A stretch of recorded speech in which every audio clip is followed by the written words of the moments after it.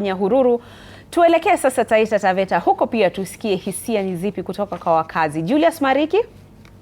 Na shukrani sana Andrin Kileme kutoka studio. Kwenye mada yetu leo kuhusu afya ya akili kwa wanafunzi, nimeweza kumtafuta Laurian Mseri ambaye ni mmoja wa washauri nasaha kwenye kaunti hii ya Taita Taveta. Nitakuwa naungana naye, mpiga picha wangu atakuwa na tuelekeza pale, tuzungumze naye, pengine tueleze karibu kwa TV47. Kwanza katika mada yetu tueleze, pengine unahisi kwamba afya ya akili inazingatiwa kwa wanafunzi pale shuleni na vile pia nyumbani?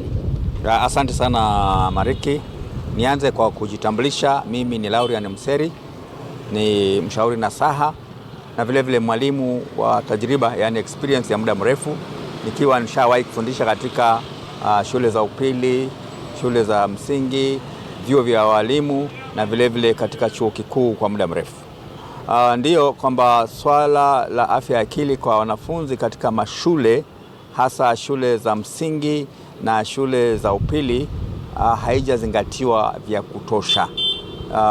Kuna upungufu wa huduma hizo na pia upungufu wa wale ambao wangeweza na mfumo wenyewe hauruhusu kupata wale ambao wangeweza kusaidia katika afya ya akili katika mashule yetu. Naam. Na pengine unahisi kwamba imekuwa ikizingatiwa? Kuna bidii, ndio. Kuna bidii ya kujaribu kuzingatia afya ya akili. Ni kwamba haitoshi ama haijakuwa na mfumo wa kuweza kuendeleza. Yani kidogo kwamba ukiwa na jukumu la ualimu na jukumu la ushauri, kuna mahali ambako huwa zinagongana. Kwa hivyo ni vizuri mshauri awe mshauri na mwalimu awe mwalimu, kusije kukawa na mikinzano katika majukumu hayo. Na pengine walimu wanafahamu sasa kwamba changamoto ama wanaweza kufahamu changamoto wanafunzi wanazopitia za kiakili?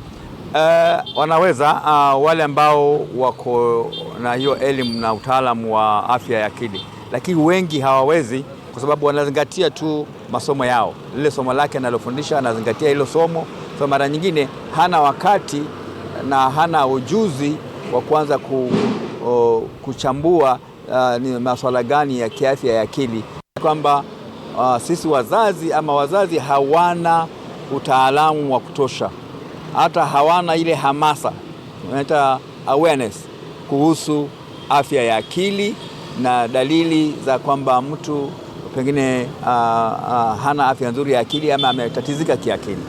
Hana huo ujuzi. Kwa hivyo kuna haja ya hamasa, yani sensitization, na pia kuwapa ujuzi tu wa kutambua dalili ya kwamba mtu ametatizika katika hali ya afya ya akili. Na kwa maoni yako, pengine unahisi ni jambo gani lifanywe nchini Kenya ili kuboresha afya ya wanafunzi kote nchini?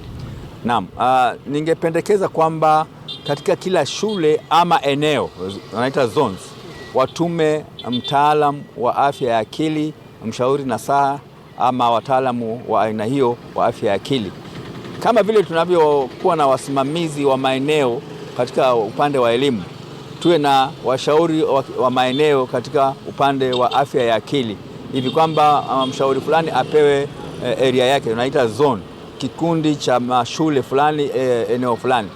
Pia katika pengine kiwango cha county kuwe na mshauri mkuu ambaye anaweza hawa watoto katika mashule yetu katika nchi yetu.